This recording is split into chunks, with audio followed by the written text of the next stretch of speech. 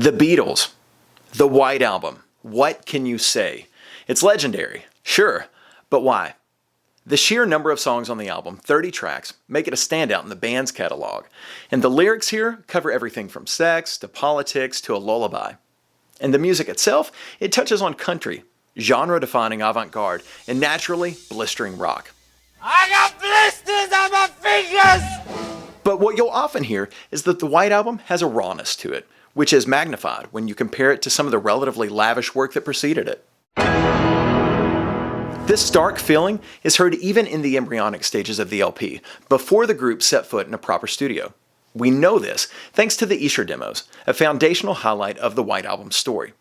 The 50th anniversary of the White Album is upon us, and they've pulled out all the stops for this one. The new box set includes a remixed stereo version of the classic album, 5.1 mixes, 50 studio outtakes, and finally, the Esher Demos. Some tracks have been released before, but this is the official debut of the Esher collection. Here's the story behind these demos, which have for years been called the White Album Unplugged. In the spring of 1968, the band made their famous trip to India. Away from the madness of media and fans and fame, the band could focus on whatever they chose. When we sat in the mountains eating lousy vegetarian food and writing all those songs, wrote tons of songs in India. John Lennon said in April of 1968, they wrote about 30 songs while in Rishikesh. And with this many, the stage was set for something different in the Beatles world, a double album. Although producer George Martin would make the case that it would be stronger as a single LP, there's no denying that as it stands, the White Album deserves a special place in music history. Look, what do you mean? It was great, it's sold, it's the bloody Beatles White Album, shut up. Here's how the demos were created. In late May, weeks after the band returned to England, they met up at George Harrison's home, named Kinfauns, in Esher, Surrey. With guitars and simple percussion, the Beatles put some of the new tunes on tape. These are the Esher Demos' 27 new songs, of which 19 would appear in various forms on the White Album when it was released 6 months later. George and Patty Harrison made their home at Kinfauns from 1964 until 1970, and unlike the professional studio that would come later at the Friar Park estate, the Esher house had a pretty basic setup with a 4-track machine. In the 90s, Harrison told Musician magazine, "I just realized that I've got a pretty good bootleg tape, demos we made at my house on an Ampex 4-track during the White Album." While researching this video, I could find few technical details about recording at Esher, and as it turns out, the studio was just that primitive. I spoke with Eddie Veale, who looked after the audio gear at Esher starting in 1969. George asked me if I would pop over occasionally and just maintain stuff, or he'd been using it the previous day and had some problems with it and just wanted it checking and sorting out so it was all okay next time he wanted to use it. Among many other Beatle connections, Eddie Veale would create 2 high-end home studios used in the solo years, John Lennon's at Tittenhurst and Harrison's at Friar Park. Veale also confirmed to me that the recording setup at Esher included the Ampex machine Harrison mentioned. Well, yeah, I mean, George had a dictating machine, he had a Ampex 4-track, and he had a Revox 2-track. And he described the recording setup this way. Yeah, it really wasn't a studio. It was George's lounge. If George was working on his own and working on a song, he would most likely just record it on a dictating machine, just as a aid to remember some of the chords or lyrics that he'd created. If he had some friends around and they started jamming, he would get a bit more serious. But it was fairly basic stuff and stuff that George plugged up himself, and he did most of it himself. He rarely had an engineer in. With the 2018 White Album release, these 27 tracks are now officially considered the Esher Demos in the Beatles canon. That name, the Esher Demos, implies they all had something to do with George's home. There have long been questions about the original sources of the recordings, however, and even with the official release, things still aren't clear. Generally, the story has been that the group recorded all of the demos at Kinfauns. Now, recording there certainly happened, but some Beatle experts say there's more to the story. For instance, John Wynne and Peter Doggett have claimed it's likely that John and Paul showed up at the Esher house with their own previously made recordings, where they were then overdubbed or compiled with others. This makes sense, since we know John and Paul had their own tape machines, and George was known as being the more technical Beatle. Listening to the demos, some do seem to be solo recordings, back in the USSR for instance. Yet others feature interactions between John, Paul, and George. Listen to Julia.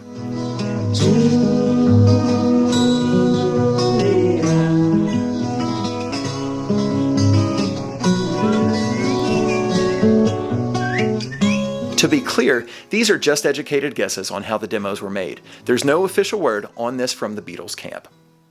Now that we've talked about how the demos were made, what happened after that time at Kinfauns? Just days later, on May 30th, the Beatles were in session at EMI Studios, formally starting work on the new record. They were past the demo stage for this album. And unlike a lot of music today, these demos weren't used as building blocks for the new recordings. But they were eventually heard by fans even before any official release. The Esher recordings were transferred from the 4-track tapes, apparently by George Harrison at his home, and each Beatle received a copy of this mix. Over time, the tapes leaked, and by the late 80s, bootlegs featuring the demos were readily available. In 1996, the band released 7 of the demo tracks as part of the anthology series. These were of much higher fidelity than the bootleg recordings, and some appeared in stereo for the very first time.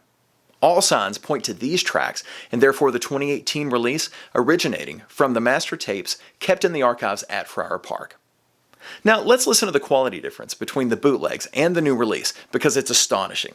Here's a bit of While My Guitar Gently Weeps from a 1998 unauthorized release. I look at you all, see the lover that's sleeping, while my guitar gently weeps.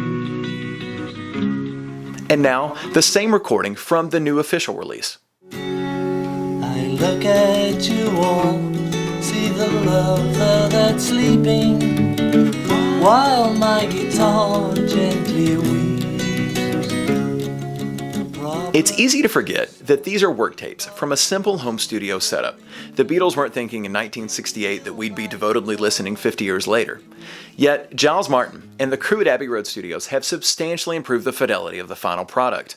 Now, there are a few other differences from the bootlegs, like extra chatter and overdub changes, but the sound here is the major highlight. I can't overstate the improvements.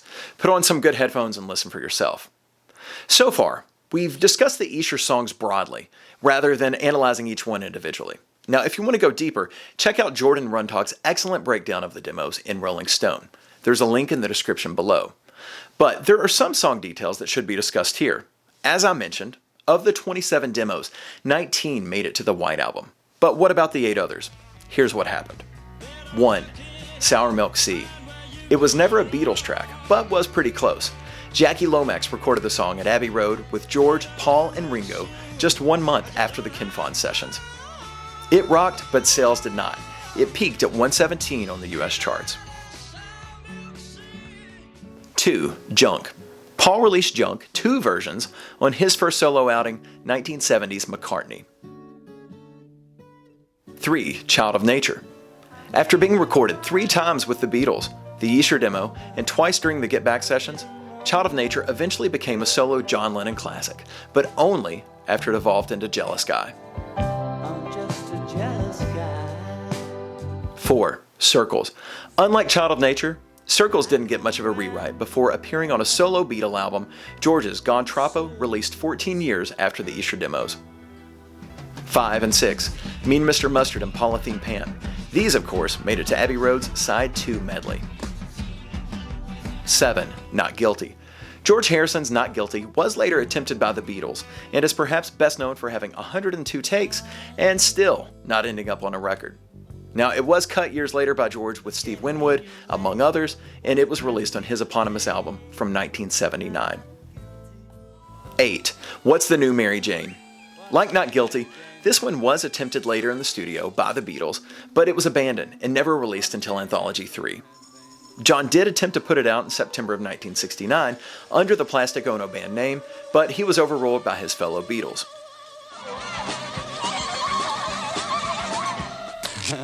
That's it. The White Album, now officially just titled The Beatles, but you already knew that, it's as beloved today as most other records by the band. And at the time of release, its diversity, at least in terms of production, was a departure for the band after pop and pocket symphonies. I'd argue that in the landscape of popular music in 1968, this evolution is what continued to keep the band in the white-hot spotlight. And therefore, the Esher demos, they represent a special chapter in the Beatles' story. They allow listeners to hear these classic songs in a rare state, sonically stripped down, but for the most part, completely written. Moreover, this collection is unique in the group's existence. There were no recorded pre-studio sessions like Esher for, say, Beatles for Sale or Abbey Road. For years, the Esher Demos have represented a kind of holy grail in the Beatles archives. And now, with upgraded sound and a proper release 50 years later, this story and these recordings are no longer just for die-hard fans. Hey, I'm Lance. Thank you so much for watching. If you enjoyed this one, please give it a thumbs up down there. And if you haven't subscribed to this channel, FabFourArchivist, please do so. More videos are on the way soon, I promise.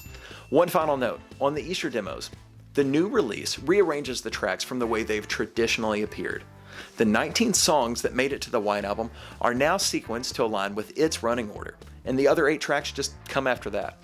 I suppose this makes sense, maybe it's more practical for casual fans, but I'd love to hear your thoughts in the comments below. Lastly, a huge thanks to Dr. Eddie Veale for granting me an interview, to Roger Stormo for some research help, and to Mitch Axelrod of the Fab4 Free For All podcast for his help on some technical details. I've linked to all their current projects in the description. Alright, that's it for this one. See y'all next time.